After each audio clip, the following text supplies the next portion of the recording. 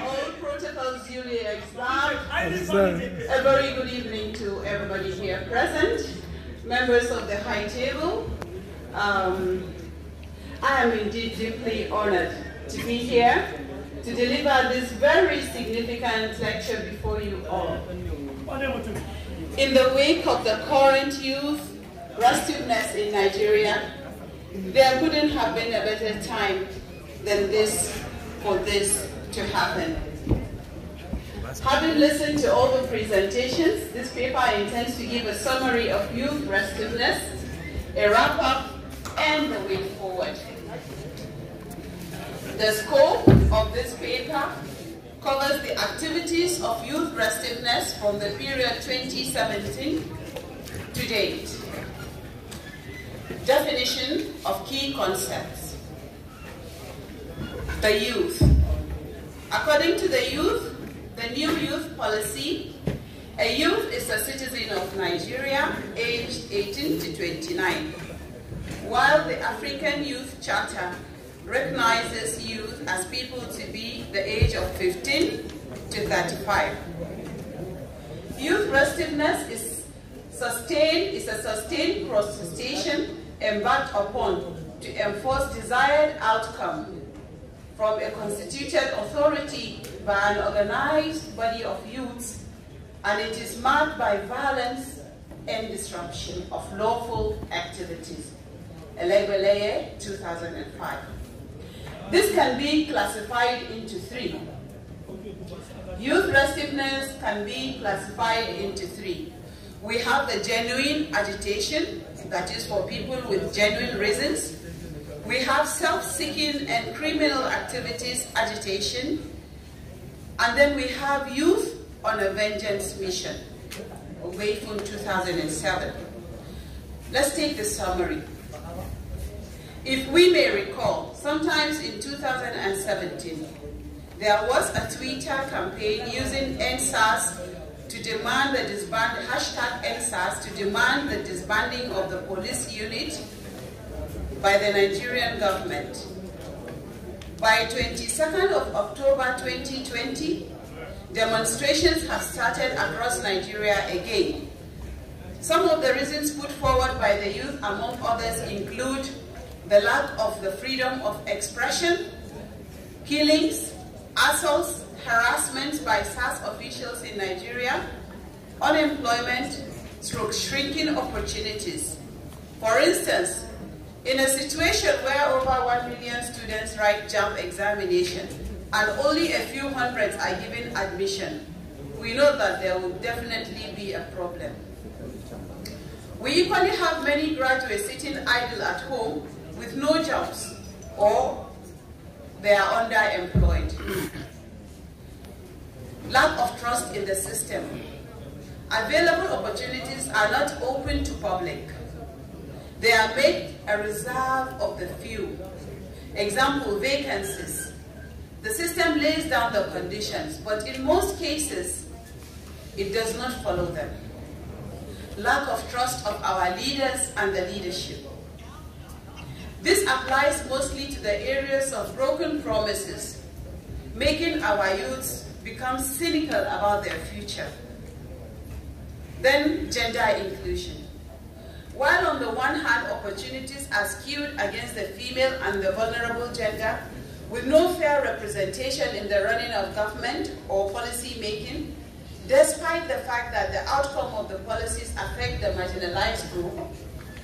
On the other hand, the youths are equally crying out loud because they believe they too are being marginalized in the formulation and implementation of policies that reflect their general aspirations. The problem of insecurity in the country, incessant killings, and the collapsing economy of the badly hit areas This phenomenon is virtually in all regions of the country. There appears to be a no totally safe haven. No, Allah. In view of all this, the hashtag EndSARS campaign was spread all over the country through the use of the social media by the Nigerian Twitter community.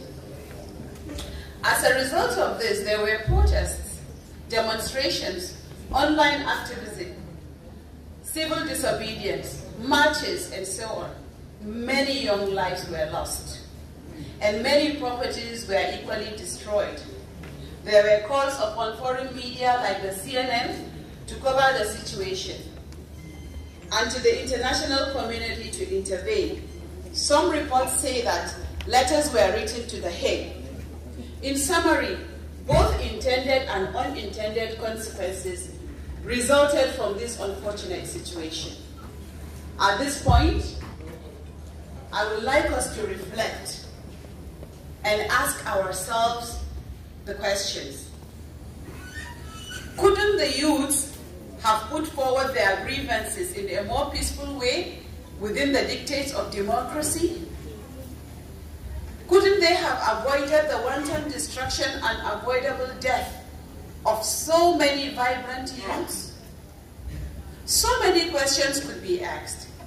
At this point, my presentation also aims to give some alternatives to violence towards a more peaceful coexistence and to propose a way forward in nipping the bud for a meaningful development to take place.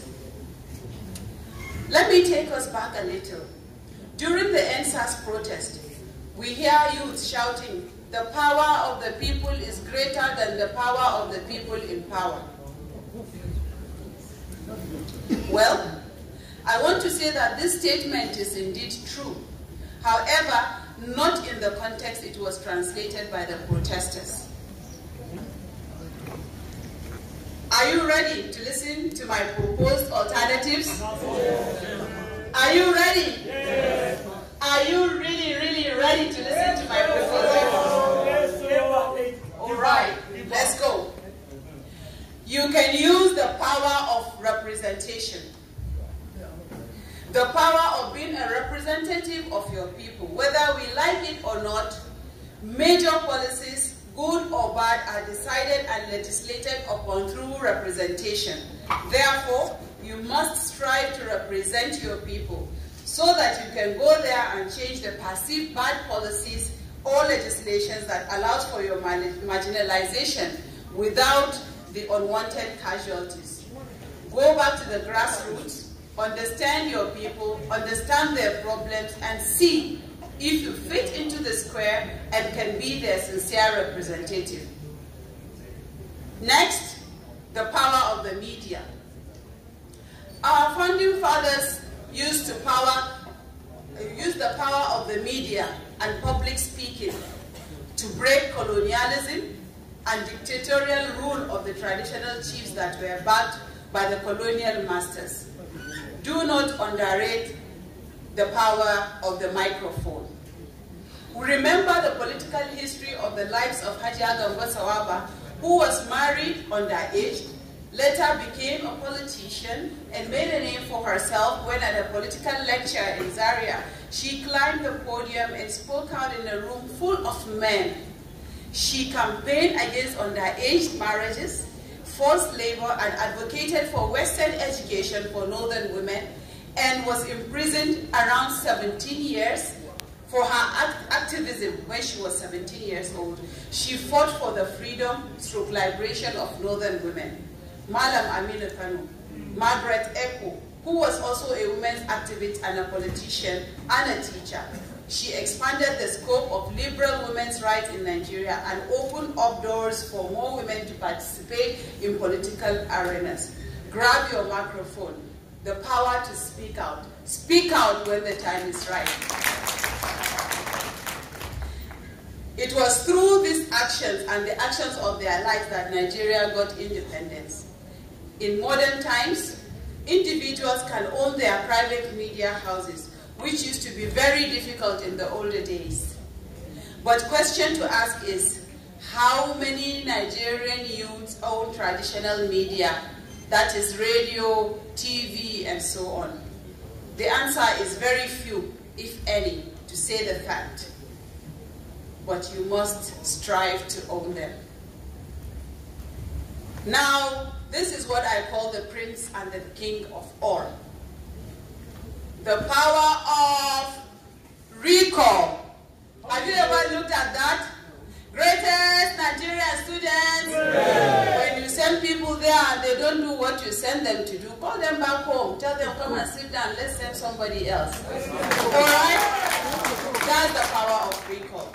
The recall process is a person, the recall process of a person elected through, though cumbersome, could serve as a deterrent or a stimulant towards responsible governance.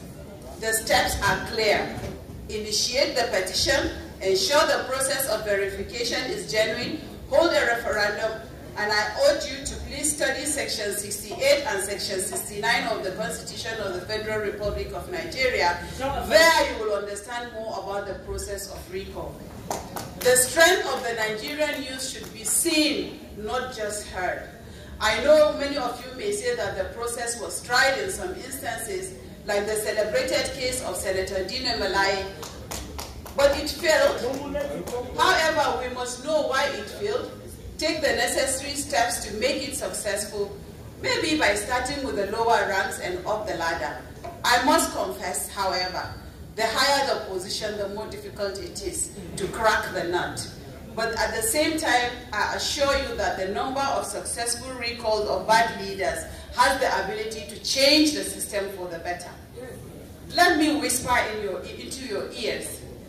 Are you not the people protecting the ballot boxes of these people? Are you not the people ensuring their success on the election day? Then why don't you protect the ballot boxes for yourself? Greatest Nigerian students, you are already there. When they send you to protect them, if they are bad, protect yourself. Push for the right legislation in order to ensure inclusiveness, just as it was pushed by Yega in the Not Too Wrong bill. The president signed it into law on the 31st, 2018.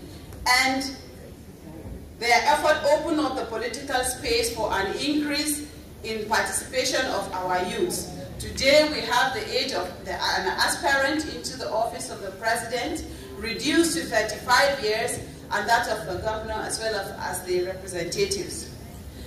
Let's not forget the fact that the civil rights movement led to the Civil Rights Act of 1964 that ended segregation in public places, banned employment discrimination on the basis of sex, religion, or origin. Therefore, the youths are very powerful, and you can push for legislation to make your dreams come true. The power of the tongue. The power of the tongue. On election day, ensure that you get out the votes, to use the power of the tongue to vote out the people that go there to sleep and do not respond to your aspirations, that do not give you the Nigeria of your dream. That is why the GoTV is very important. The GoTV is get out the votes. On election day, you see the youth screaming all over. But surprisingly, during the last election, the fishermen community voted more than the students. Why is this so?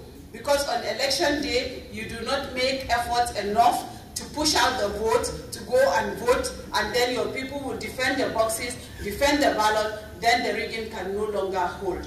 Once things fall apart, the center cannot, you have to turn this around. More efforts need to be put into mobilization, and you ensure that on election day you get out the votes. Then you must also save for the rainy day.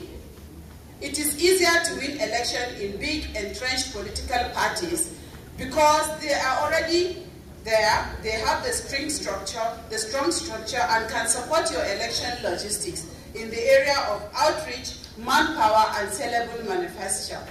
Trust the people, the trust of the people also, and then they have so many things at play to be able to get you there.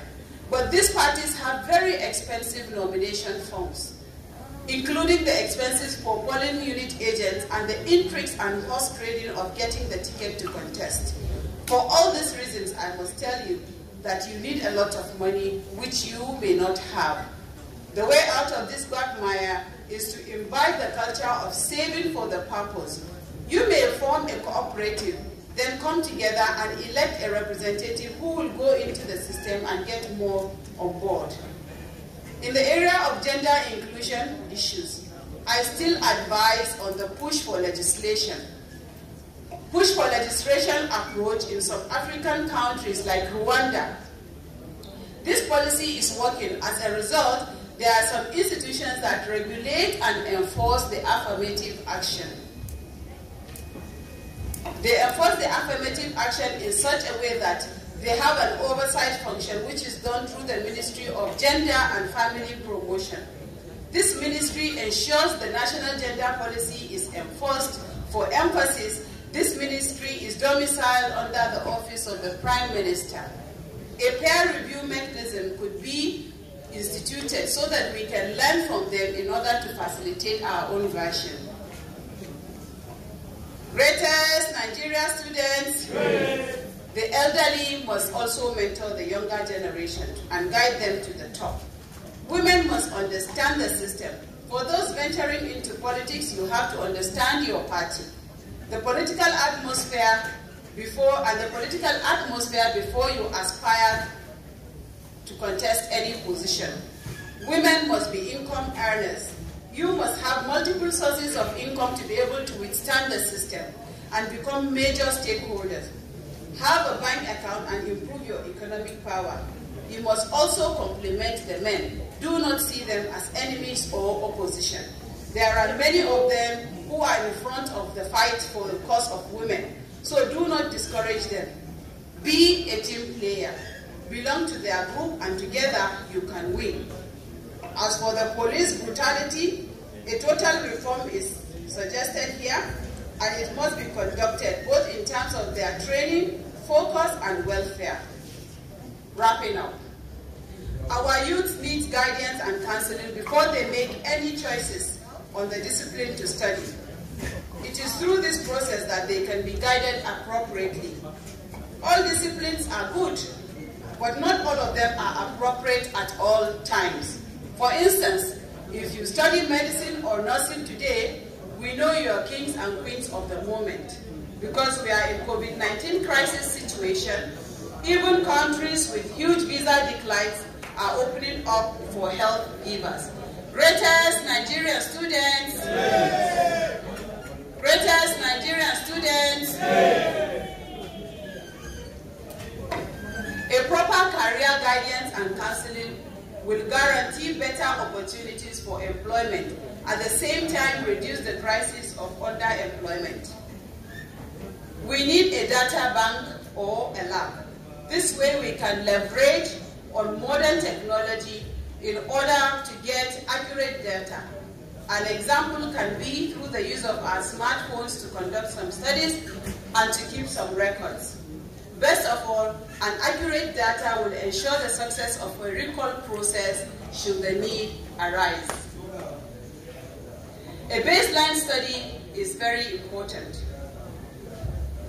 Greatest Nigerian students,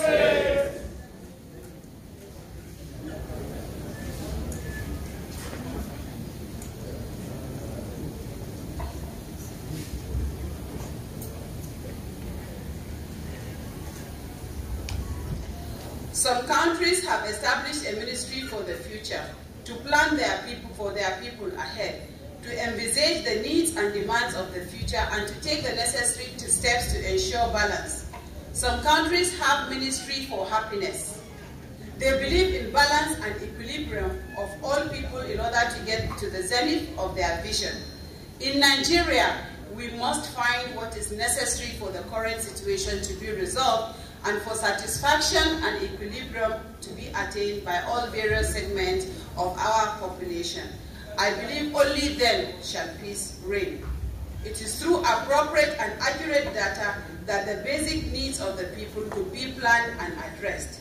And as the saying goes, if you fail to plan, you have planned to fail. We need agricultural technology. That would help in reducing the use of intensive labor, post-harvest losses, and at the same time increase the yield. This will open up more opportunities, reduce hunger, and make agriculture more attractive to the youths. This way, many of them will not see it as the old man's job, and they will be happy, and they will venture into it with great fulfillment and satisfaction. Agriculture will no longer be a dirty man's job. Increase in the investment in the creative industry. The creative industry has the capacity to mop up unemployment. Arts and culture, music, drama, and so on. I must, say that I must praise the courage and the perseverance of our Kannywood industry and Nollywood. Against all odds, they have promoted the image of Nigeria and given many jobs to Nigerian youths. Ensure basic primary education. A learned and literate community can aid a faster development of the community, as well as peaceful coexistence, than an unlearned and illiterate community. The incessant strikes and systemic frustrations have to stop. Again, we need a population policy to allow for better planning. Economic prosperity will, of course, engender peace. Leverage on the expertise of the diaspora community in order to harness their expertise in the area of job creation, educational excellence, and so on. Tourism sector. This sector must be explored. It is an area waiting to be tapped. It has the potential to generate opportunity for employment and enhance economic development.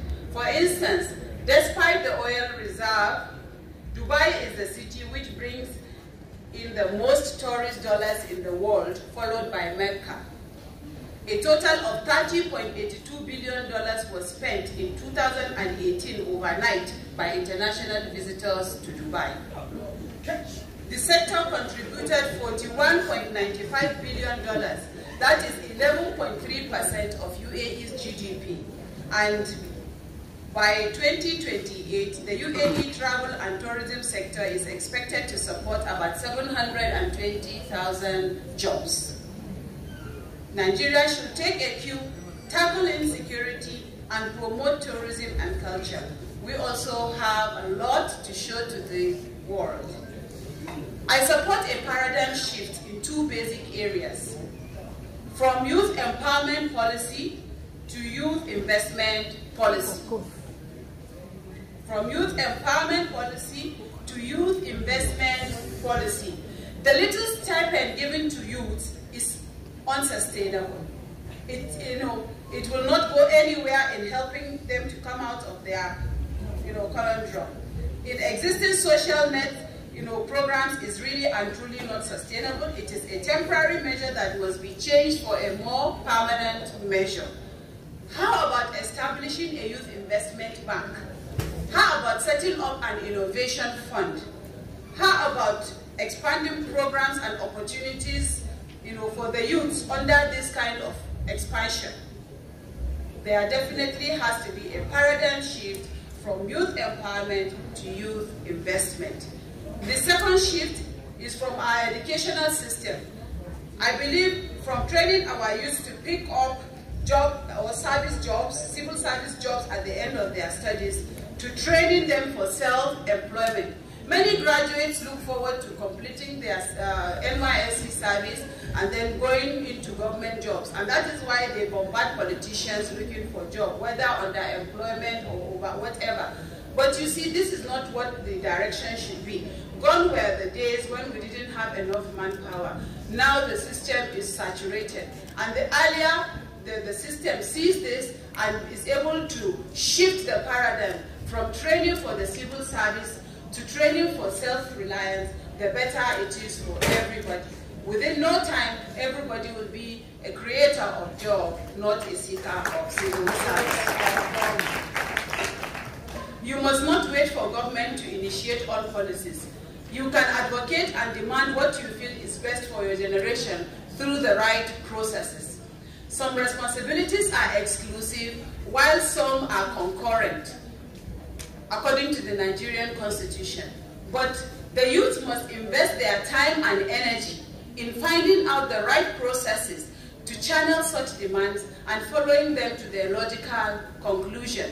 There should be training and development in the capacity of our young dropouts.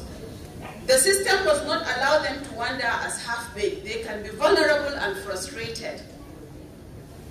And this may allow them embrace bad vices related to drugs, alcohol, terrorism, and all. In this way, their mental health could also be affected. The role of the parents is very important. We must try and eradicate the deficit in parenting.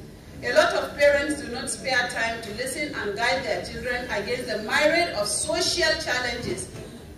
The increase in crime wave, armed robbery, cultism, exam malpractice, thuggery, cheating, self-seeking and criminal activities, as well as youth on a vengeance mission among youth, is mostly an indication of poor character formation. The parents are important stakeholders in this formation, so we must rise up and do our duty. This we must do. We must embrace patriotism. Patriotism is very necessary. You must have the love of your country to be able to ward away all evil from it. The Nigerian flag must fly in our heart, around us, and in all we do. We must keep the Nigerian dream going. If we want to change, then we have to change. If we want good leaders or leadership, we have to be good and truthful to ourselves. As someone said, and I quote, "Nothing is wrong with Nigeria, but almost everything is wrong with Nigerians." At this juncture, let me once more acknowledge the enormity and seriousness of the problems of the youth in Nigeria. With a population of over 35.6% of Nigeria's population, now you can see the picture. Therefore, we have to keep constant and consistent, continuous conservation with this important segment of the population and with their stakeholders in resolving youth issues in Nigeria. These issues appear to be a general challenge and must not be taken as only a youth issue. We all have to put our hands on deck, proffering various solutions with the hope of easing the problems. Remove hate from the social media. Cynicism is also bad. It is a state of hopelessness. Nigerian youths must remain hopeful and optimistic. With the right focus, inshallah, good times will come our way. I hope you have found this paper useful and have been able to deduce some solutions for the multifaceted man. I thank you all and God bless you.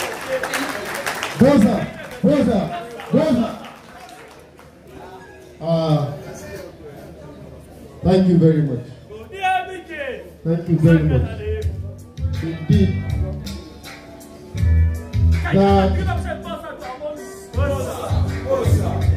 that was a pragmatic, factual, truthful, thorough, and evidential presentation.